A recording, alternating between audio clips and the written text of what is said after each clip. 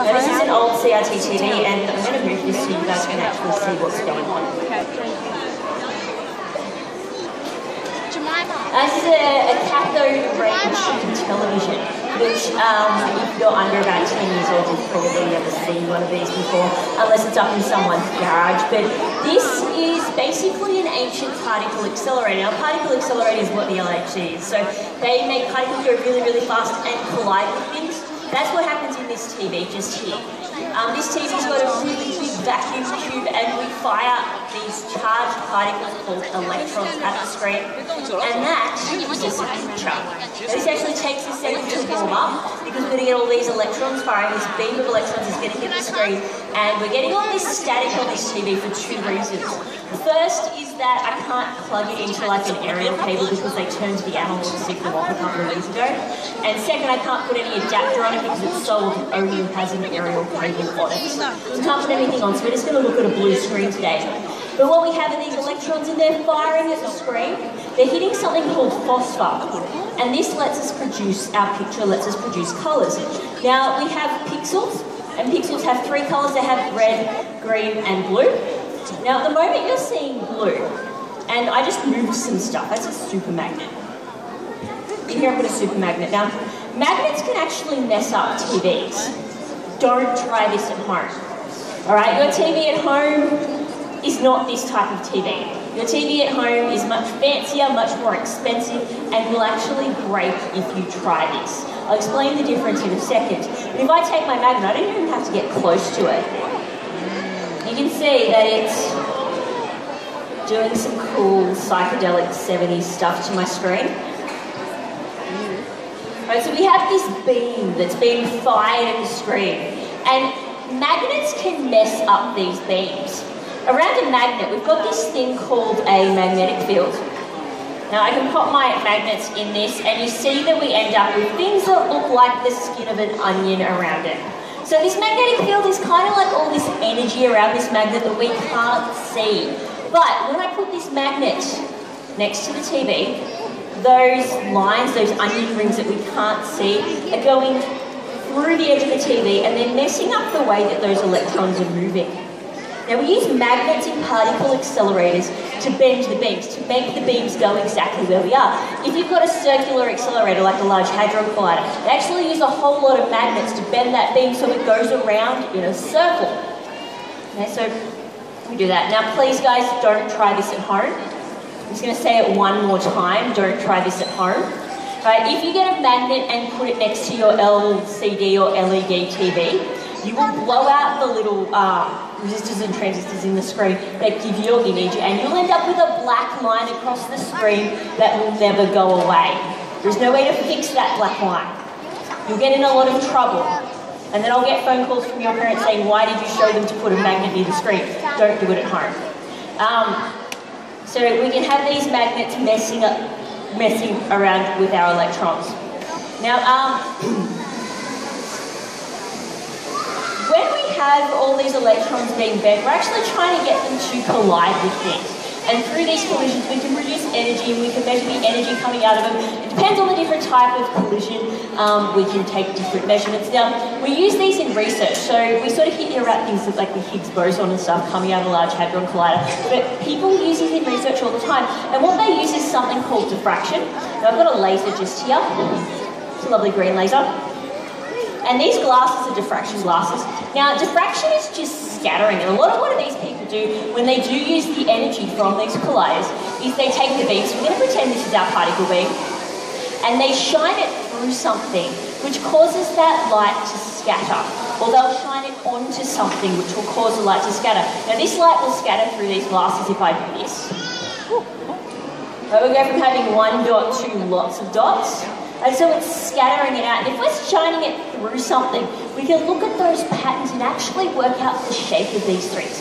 I've got a friend who designs new batteries. He does this in Sweden and has to come all the way to Australia to do his experiments. And he shines his lasers, or the synchrotron beam, on his new particles. And based on where those dots end up, he can actually work out what he's made, which is really, really, really cool, if you ask me. Now, I'm going to treat light as a particle for a second, because light has this cool thing where it can operate where it looks like a wave and a particle. And when particles hit things, we can release energy. And I'm going to do a quick experiment using some light. This is photoluminescent vinyl. Photoluminescent basically just means it glows in the dark. Right, so this is the same stuff you've got in your watch if it glows in the dark, or on those stars that you stick on the ceiling of your bedroom. And I have 3 lights, also known as lasers. One's red, one's green, you've already seen the green one, and one is purple. Okay, and I'm going to have a look at different energies. So different energy collisions can have different effects. So different light has different energy. We've got red, orange, yellow, green, blue, indigo, violet in our rainbow. Does anyone know which colour has the most energy? So there's some people saying purple. Let's just take a vote. I've got 3 colours. Let's pretend we've only got 3 colours. Hands up if you think red has the most energy. Hands up if you think green has the most energy. Hands up if you think purple has the most energy. Hands up if you just don't know. Alright, now if you heard me before at the 11 o'clock show, I really like it when people admit that they don't know, right? We all love science here, and a big part of being a scientist is admitting you don't know. Now the other part about being a scientist, after you admit you don't know, is you then design an experiment to work it out. Right? That's what scientists do. They say, I don't know, I'm going to go do an experiment, I'm going to work this out. So we've got our 3 lasers. I'm going to test their energy using this photoluminescent vinyl. So we'll take the red one first. If I take red and shine it on photoluminescent vinyl, we get a red dot moving around on photoluminescent vinyl. If I take my green one, we get a green dot moving around on our photoluminescent vinyl. Now some of you are looking at me going, what is she doing? It's the most boring thing I've ever seen. But if I take my violet laser, I can do this. Right, so my violet laser has enough energy that my vinyl absorbs some of that energy, it gets excited. That's actually the technical term for it, is excited. And it's going to get rid of that energy. You get rid of that energy, it gives off light. So I can draw whatever I want, really. But I'm not really an artist, so I just do this on the face. Now, which colour do you think has the most energy? Purple. Purple has the most energy, right? It was the only one that made it glow. Now here's your ultimate cheat for if you ever forget which colour has the most energy. Okay, we have red, orange, yellow, green, blue, indigo, violet. They're the colours we can see. Right on the other side of them we've got something called infrared, which is right before red, and ultraviolet, which is just after violet. Now we use infrared to change the TV channel. You know how there's a little red dot in your remote control? You would use infrared for that. Now, ultraviolet light is why you need to wear sunscreen. It's what gives you sunburn. Okay, so if you're ever confused, just remember you cannot get sunburnt from your remote control. Okay, but at the other end we get some pretty serious burns. Alright, so let's talk a little bit about more about how we get these particles to move around. I have this particle accelerator just here, and you'll see it on the screen on either side of me. But I built out of a salad bowl. Now this particle accelerator is actually powered by a Van de Graaff generator, which produces a lot of static electricity. Now before I do this experiment, I'm going to have to take my microphone off. Okay, static electricity messes with electronics, and I don't want to destroy this lovely microphone, so I'm going to put it to the side. I'm going to do a couple of experiments, and I'll talk really loud whilst I do them, but then I'll put the microphone back on and explain what's going on after we finish. Okay, but all you need to know for now is that my salad bowl is connected to my Van de Graaff generator, and we're going to build up a whole lot of charge and see what it does to the ball in the salad bowl.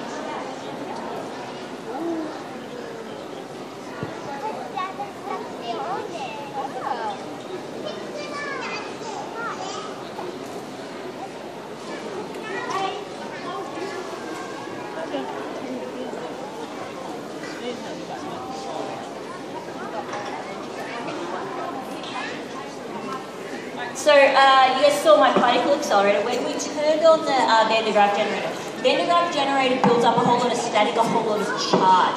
Now hands up if you've ever been zapped by a trampoline before. Or you've been zapped by a really mean friend who's gone on the carpet and like rubbed their feet and then touched you. Right, that is the building up of a charge through friction, which is called static electricity. Now, all this charge doesn't like to be together, it needs to discharge somewhere, and that's what that zap is. Now, if you were looking really carefully before, you might have seen that I had little sparks here, and I will show you a few more of those in a second. But I was using that charge and feeding it down to my salad bowl, where it was charging up the ball. Now, when you've got the ball charged up by something, the line and the ball were exactly the same. And when you have two charged things that are exactly the same right next to each other, they don't like to be right next to each other. They push away from each other and they repel. Okay, it's called repulsion. Has anyone ever taken two magnets and tried to push them together and had them push away? Yeah, that's also repulsion, but with magnets. Now, I am going to show you a little bit of repulsion in a second using my Van de Graaff generator. But this ball, I had to be careful I didn't zap myself just then. This ball gets a bit of charge when it's sitting on this line, and then it rolls off because it's repelled. So it rolls off and it ends up here. Now there's no charge here, so the charge goes away. But the ball still has a little bit of energy, it's going to keep rolling. So the ball comes to here, and it gets charged again, and it rolls, and it charges, and it rolls, and it charges, and that's why it starts spinning around in a circle when I turn on my Van de Graaff generator. So I will do that one more time, but whilst I have my microphone off again, I'm going to do a few experiments with my Van de Graaff generator.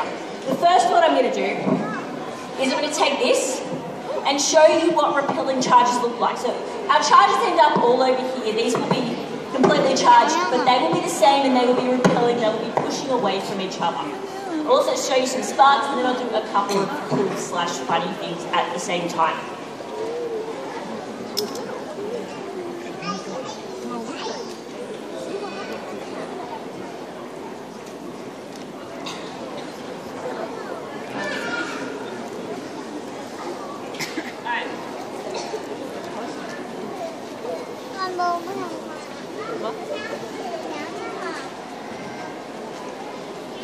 Right, so the ball's going from negative to not charged to negative to not charged, and that's why it's going to go around in a circle, which is being constantly repelled.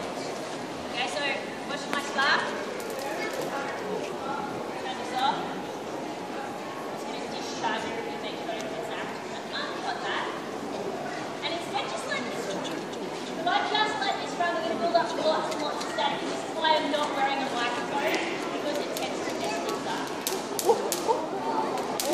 You may have seen that my camera is turned off. That's because the static is messing with that as well. So, when this has a whole lot of the same charge and all these fluids of glue are going to push away and repel each other, the whole thing looks like this. And I can take it away. There's no charge there. It's all coming through the wand, so there's nothing to be repelled.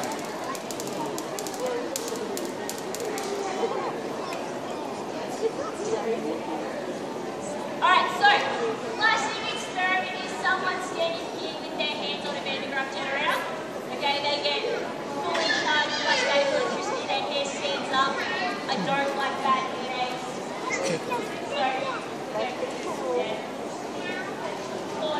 So, this is far better than my hair going up, trust me.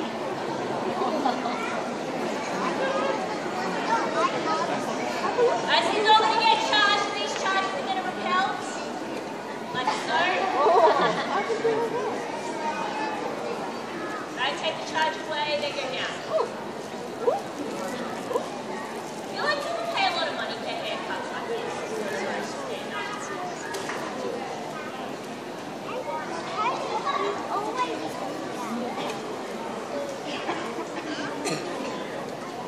Alright, now last, I just want to show you a little bit more repulsion. These are pie tins. Pay attention to when you get like a custard tart in. They're metal, so they're going to get charged, they're going to repel. A bit like this.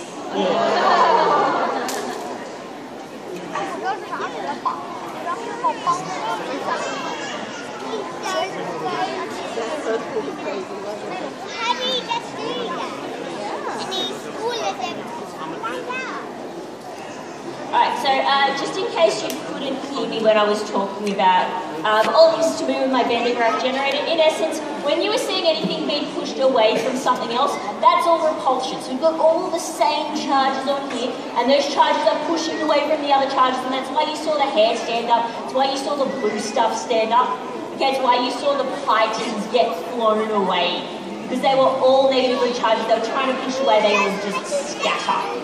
Now, this repulsion is how they get particles moving around the Large Hadron Collider.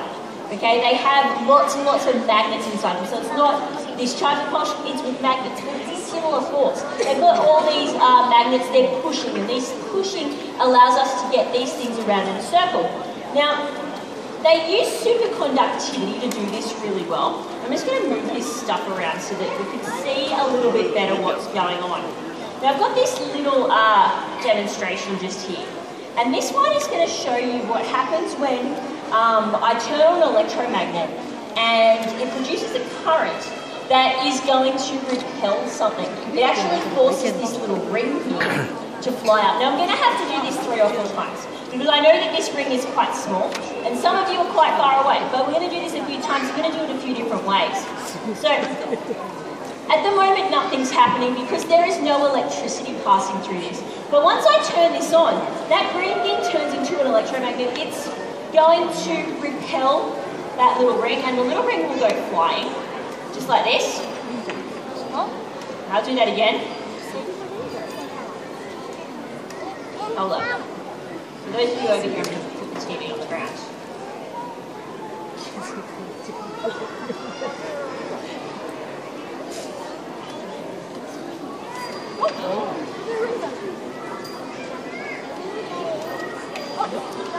Alright, that's pretty cool. Now, in these colliders, they don't do things at room temperature. They do things at really, really, really cold temperatures. The Large Hadron Collider is cooled by liquid helium. It's cooled to minus 271 degrees Celsius. Now, they do that so that the magnets inside it become superconducting. And what this means is that they exhibit these properties where A, they can allow electricity to go through them and they don't get hot. Has anyone ever used their iPad so much that it gets really, really hot they don't want to hold it anymore, their laptop gets really hot? So there's something called resistance. Okay, all these circuits have heat built up in them. And if we have superconductors, that doesn't happen. Now, the other thing that these superconductors do is they stop things from interacting with a magnetic field. So I spoke about a magnetic field before. Right? Imagine I could put something on top of my magnets and it sat on top of the edge of that onion instead of going through it. It would look like it floated. Right? Now, here, if I cool down this little ring a bit, it's going to jump higher because it's going to be superconducting and that's going to push it away even further. Now, this is going to take a second because I need to grab some liquid nitrogen. Right? So liquid nitrogen is really, really, really cold stuff. Sorry, I'm just going to tape this back to my face so that it doesn't keep moving around.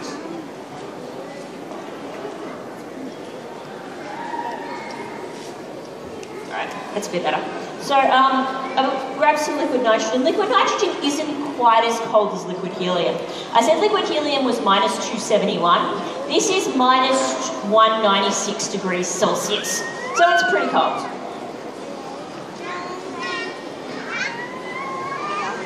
It looks a little bit like water, but if water was this cold, it would be this giant chunk of ice that wouldn't be much use to anybody.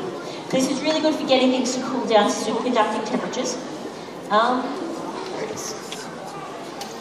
So I need to just pop that in there. It's going to cool down. Now, whilst I do that, I'm also going to put this black stuff in there. Now, the black stuff's going to come in handy for my next experiment. But they just have to cool down for a second. So I'm going to pop this back on here. Once it's superconducting, this whole thing where it sits on top of those onion things is going to happen. It's going to fly further. Right, so that's pretty cold. Now you see we got steam and the steam's going down, not up. Alright, 1, 2, 3. Let's try that again. So we're about twice as high when it's superconducting.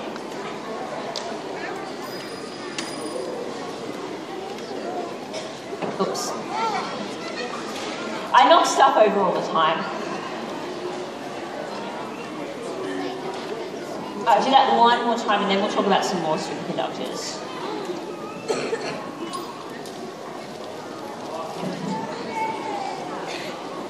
Alright. Cool. Don't touch it, it's pretty cold. No, you don't. And someone said they want to touch it. Now, it's probably all right now because it's been out of liquid nitrogen for a couple of minutes. But when you've got stuff that's really, really, really cold, you can freeze your finger to it. Okay, I don't know if anyone here has seen Dumb and Dumber, you know, where he links the ski lift pole and his tongue freezes to it.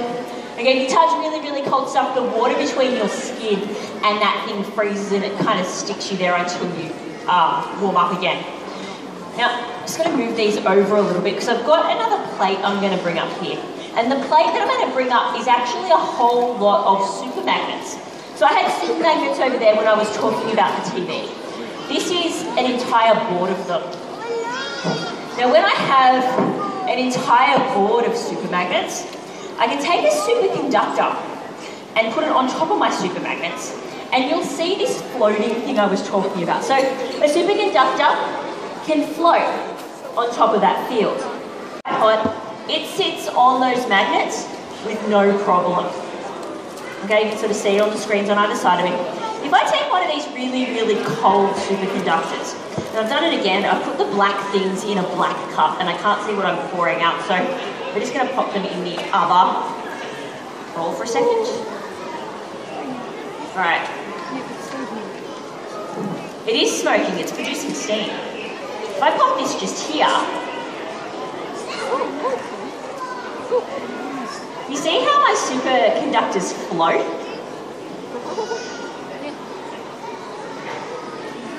Unfortunately, they're warming up really quickly today. It is a ride for the magnets. It's exactly what it is. So our superconductors are really, really cold. They're sitting on top of this field. Okay, and because they are magnets, they're repelling it along and forcing it to go around in a circle. And similar things happen in our particle colliders to push our particles along.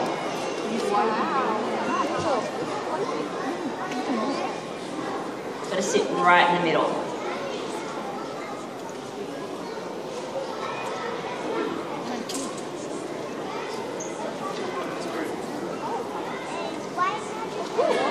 That one went really well. I put it on when it's really, really cold, it works well, but then it heats up and it's sort of a bit less fun. So those superconductors are able to move around in a circle, so we use superconducting magnets in our super colliders to push the particles around just like this was being pushed around. But we don't have the problem of things warming up and stopping in our particle accelerators. So that's what's happening here. Now I'm going to do this again in a second. I'm going to let that cool down though again. They're really strong magnets. Now, just before I finish with this, I have to give a shout out to Sydney Uni Kickstart because they have lent this to me today. I had ordered all the stuff to build one, and then our supplier called us last week and said they weren't going to deliver it. So they kind of saved me on that today. Now, I just want to talk a little bit more about collisions because that's kind of what they're trying to do in these particle accelerators. Make things go really, really fast so they can collide them, make them bash together and produce energy and measure that energy. Now this is a really cool experiment you can do at home. I like to include experiments we can do at home because a lot of my stuff is a bit dangerous or is going to destroy your TV. So these are just two balls, they're different sizes. You can do this with two balls of the same size, it doesn't matter. But we're going to just look at the collision of this. If I bounce the orange ball, right, it's going to come back up to about my waist. If I bounce the red ball, it also comes back up to about my waist. Now, if I drop these from the same height, right, I want you to watch what happens to both the balls when they hit the ground. Oops, it fell over. Let's try that again. I want it to bounce upwards, not outwards.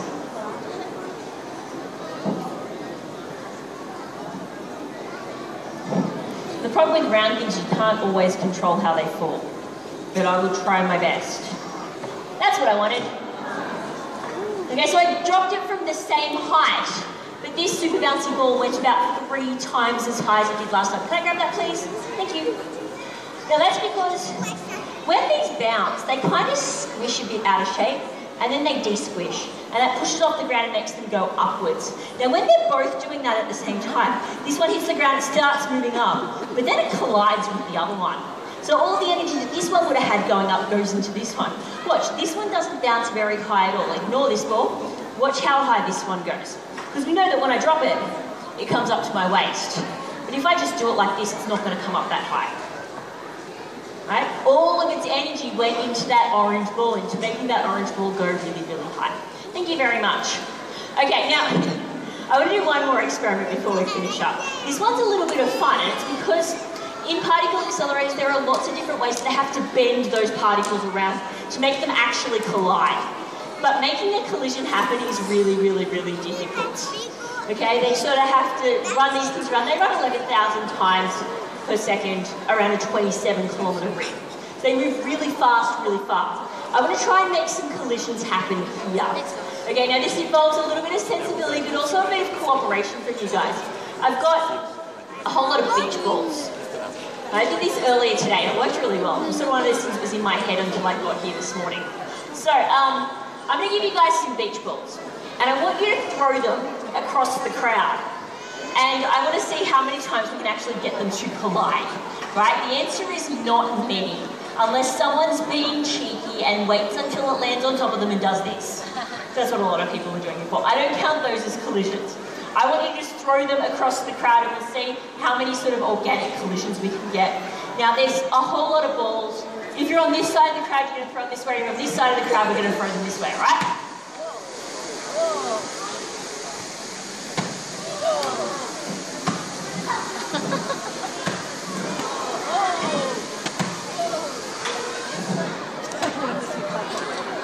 I'm going to try and scatter them as much as possible. If you have multiple balls in your space, just move them around.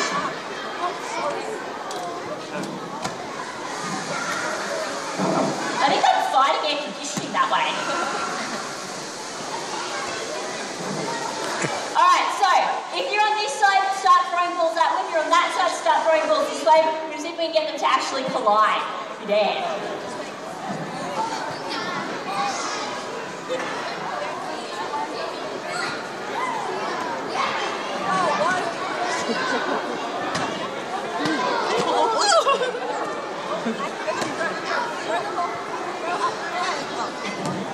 Now, have we actually had any collisions yet? How many? One? Okay, there's one, but there's like 20 balls being thrown around right now. Oh, good shot. Down. There they are. I do that all the time. I put my glasses down and then I can't find them. So I'm going to take some liquid nitrogen now. Liquid nitrogen's really cold, but one of the main dangers of liquid nitrogen is that it expands. So liquid nitrogen expands about 694 times when it goes from being a liquid to a gas. So, I'm going to show you just how much it expands.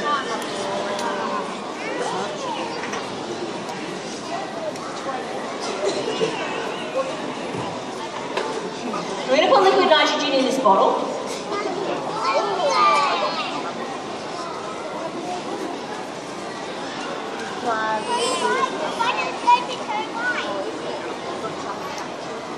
We're going to seal this bottle with a balloon.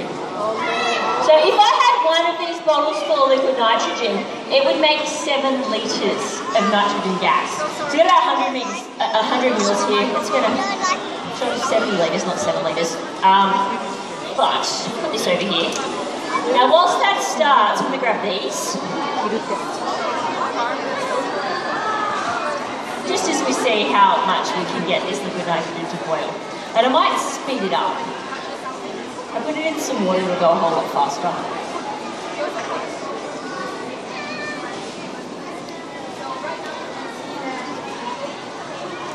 Alright, we're ready? If you don't like loud noises, this is the point that you need to probably use. You've been warned.